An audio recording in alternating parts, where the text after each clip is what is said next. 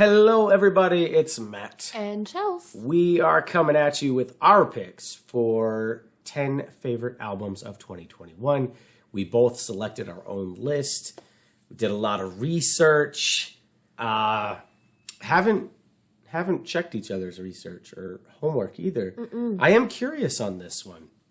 And I think a lot of people are going to be surprised when they hear my number one. Not even going to lie. I don't think it. I think people are just not going to expect it. I'm curious now. You want to kick it off with number 10? Yes, I do. Okay. My number 10 album of this year was Eminence, Heaven in Hiding.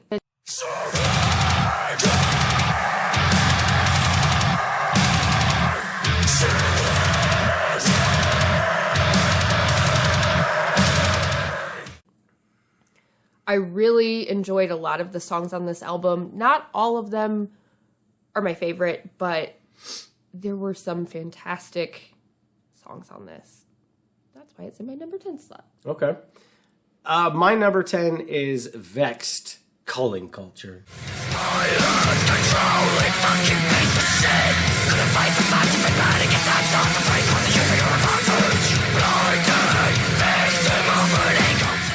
Their debut album, damn good album. Came out in the beginning, like summertime-ish, spring, summertime. I remember I threw it on and I would listen to it anytime I was doing yard work. That album hits. They do some unique things on there.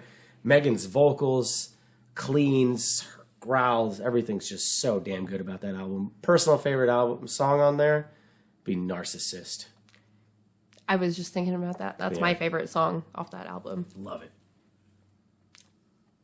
Yeah, so my number 9 pick is VEXED, Culling Culture.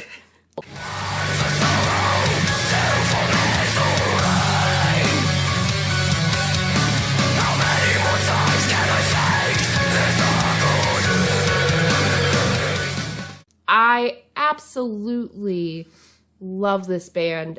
They are fantastic. I haven't been able to listen to this album nearly as much as I wanted to.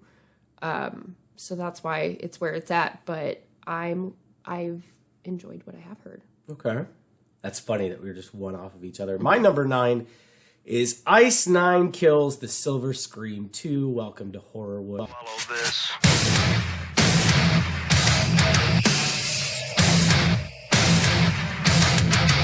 Groovy. And I know a lot of people probably just said, but wait a second. There were so many of those songs that you said this was your album of the year. Yeah, you're right. I did. But man, I was caught up in the moment. I love that album. There's not one song I do not enjoy. It's just the more and more I would listen to it, it's not an album I could put on repeat and listen to. Mainly because of the certain small things that just kind of bother me. Like Take Your Pick, the You'll Be Mine, when she says the whiny, the whininess, almost like, it's just it takes away a little bit, but it's still a great album, great follow-up, nice sequel for The Silver Scream. That's my number 9. Very nice. My number 8 is Our Hollow, Our Home, Burn in the Flood.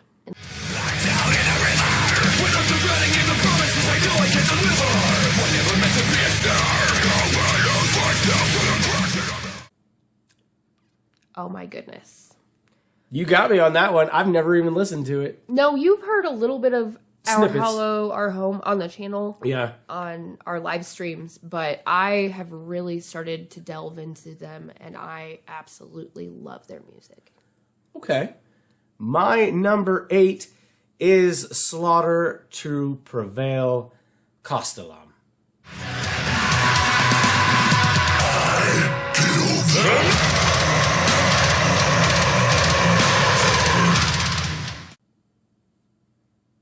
I know. Oh, yeah. What is up in the top of your list? It what gets a crazy. Weird question. I know, but that's my number 8. Loved it. I mean, how can you not? It's got Demolisher, Baba Yaga, Zavali Abali. Oh, I know. I mean, it's phenomenal. Every song kills. there wasn't a bad song on that album. And here's the thing is, this was some of the hardest research I've ever had to do. Because these top 10 albums, there is literally not one song on any of these albums that I don't enjoy. Like, I do not skip any of these songs on these albums I'm mentioning. So you probably had to listen to the albums like several times. I did. I didn't hate it. I didn't hate it, but it was, yeah. I mean, if you have to do research and you love music, then... There is no shade by these numbers, but the higher up I go, it'll be, yeah. My number 7 slot is Buried Alive, the Mixed Grape.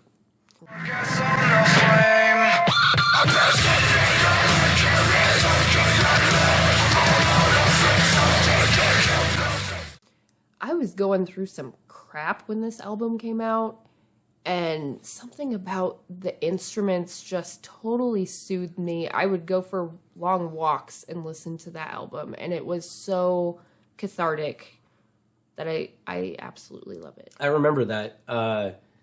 I've heard some of their stuff. I've caught you listen to, was that Sipping on Mercury? Mm-hmm.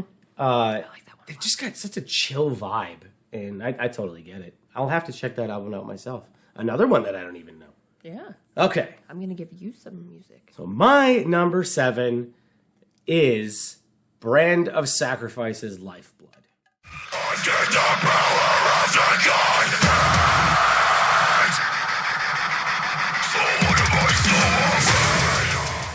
Another incredible album. Brand of Sacrifice is also why I am so obsessed with the anime and manga Berserk. But that album just kills. There's so many good breakdowns on it. It's just the elements on it. Kyle goes hard, and here I am going back to the Berserk thing because of Brand of Sacrifice. Fuck you, Griffith. If you know, you know. If you don't, I know because he talks about it all the time. That's all I'll say. Obsessed. But that's my number 6. All right. Well, my number 6 is... No, that was my number 7. Sorry, that was my number 7. Yeah. Yeah, you're number 6. Cool. I'm on number 6, and mine is Whitechapel's Kin. Forget my voice, forget my eyes, my heart is content now. Oh my God. We have it on vinyl, and it is beautiful. It is absolutely amazing. I enjoyed listening to it on Spotify, but once we got the vinyl, I really started falling in love with it even more. And Phil's cleans are just the most beautiful thing. It's the strangest thing for me to hear you put a Whitechapel album on a top anything. It's weird for me too. Yeah. But this channel has totally opened my eyes, and I love it. I absolutely love it. My real number 6 is We Butter the Bread with Butter, Das Album.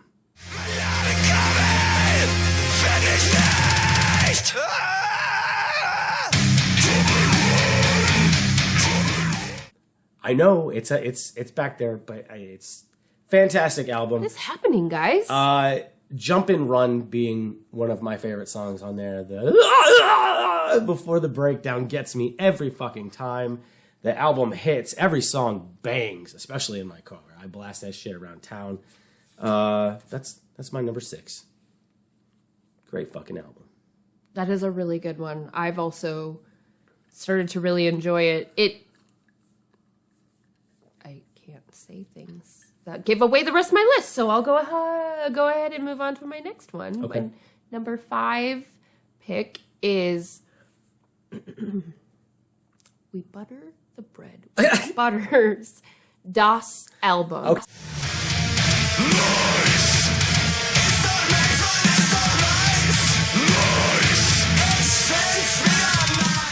Okay, so if I try and say that one too fast, it totally gets fucked up. We're just one off of each other on that one.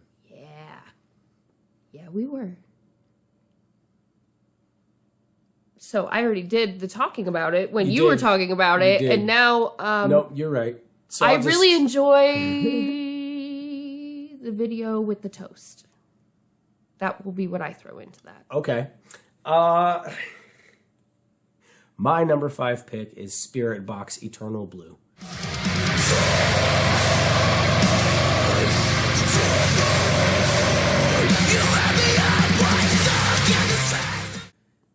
Love that album. It's played quite frequently. Has been since its release. There's not one bad song in there. Very emotional album.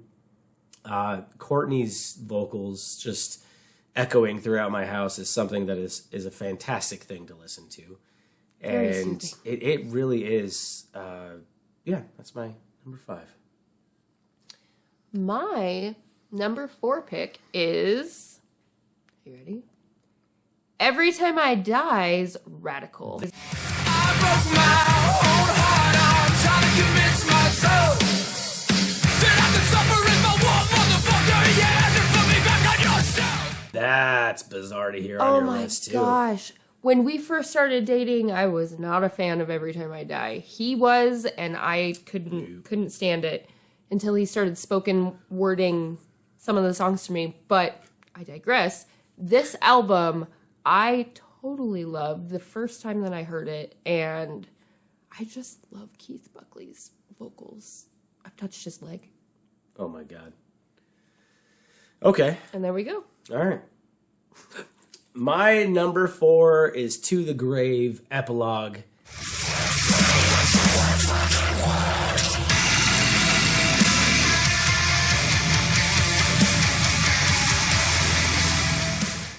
This one is a tough one. It's honestly my most listened to album of the year. It was the most listened to album on Spotify.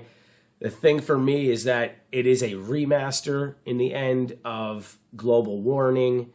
Incredible remaster nonetheless. Even better. Dane goes fucking ham on this one. But it's a re-recording, remaster, and 6 extra songs. I cannot get enough of that album. I cannot. Miserable Summer. The breakdowns, the filth. Oh, it's just a filthy album. I don't even know I think it's too filthy for you, to be honest.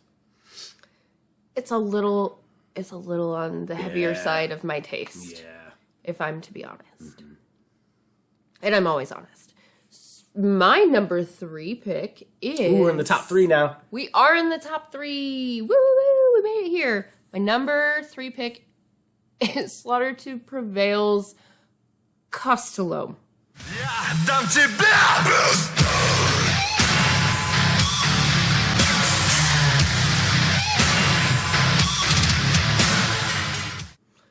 No, KOSTOLOM.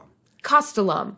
Because KOSTOLOM sounds like Post Malone. It does, and when you ask Google to play that Fun fact. it plays Post Malone. Mm-hmm. It plays Post Malone. She found that out. I sure did. So that's the album I'm talking about. Oh my God. I have completely fallen in love with this band. If you've watched a lot of our videos, you know that I wear my Slaughter to Prevail shirt all of the time. Yeah. I love it. I love Alex's vocals. I love instrumentally how different all of the songs on this album were from one another. And I could go on and on about this one because this is one I have listened to a shit ton. But it's my number 3. My number 3 is Whitechapel, Kin.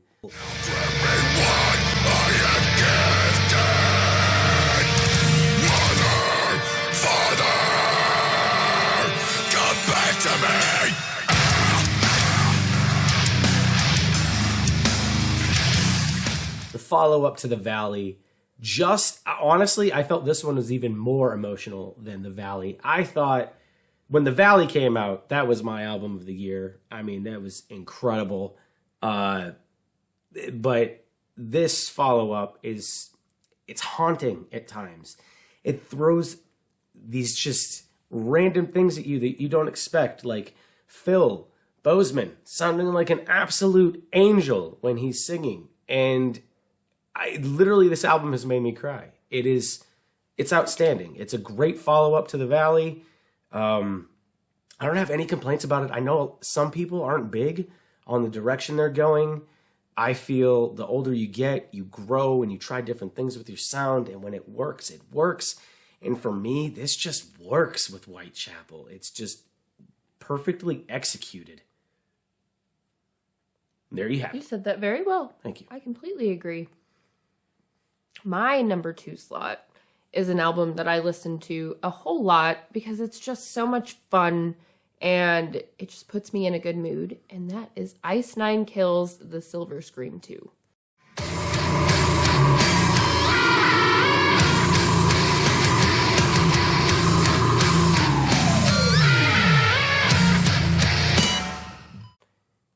I just always, so I'm a very visual person, so listening to those songs and doing something that doesn't involve a screen, I can like picture really cool shit. It's actually inspired some messed up art that I've made.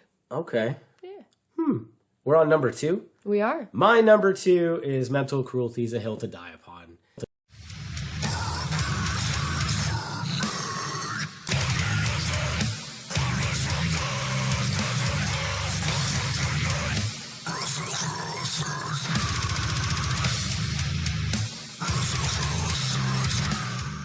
That album is a fucking masterpiece. There's nothing bad about it. You have the beautiful Fossenbreit, I think is how you say it, track just before you get pummeled with A Hill to Die Upon. And it's just this really beautiful music with the stream and wildlife sounds. And then you're just getting beaten down by Luca and the boys. It's fantastic, and I don't think we have talked enough about The Left-Hand Path, which seriously is underrated, and everyone needs to check that out. Fucking incredible song. Rave about that song. It is a really good song. Yeah, that other song that you were just talking about, what was the name of it? Fossenbreit? We listened to it for the first time on the vinyl a while back, and it was... I didn't know that you could hear all of those cool sounds. Yeah, the owls. Yeah, it's a beautiful album. Very well done. The breakdowns, Death Worship, Abaddon. The album is relentless. I loved it. It's pure blackened deathcore beauty. I like the way you said that. Thank you. You know what I find odd is What? I could have sworn you started this. But No. I'm about to say my number 1 first. You did start this one. Well, okay. I'm going to tell you my number 1 first. I'm going to try not to get emotional about it. Okay. My number 1 album of the year was hands down SPORTBOX Eternal Blue.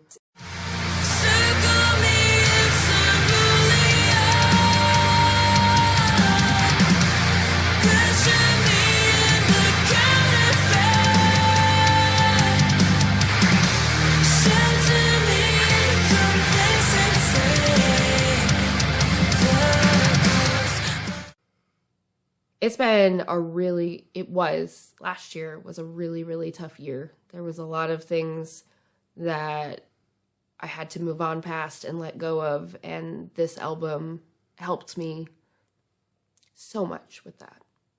I told you, this is why I thought that we had started it the other way. No. I didn't even know. I'm sure this just tells you that it's absolutely the best album to me of the year. My number 1 pick. Favorite album of 2021. Oh, this might surprise some, but others might say they saw it coming. These boys never disappoint. They get better with every fucking album they put out.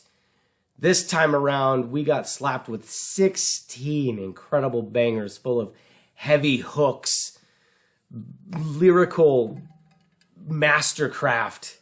I'm talking about Every Time I Die's radical.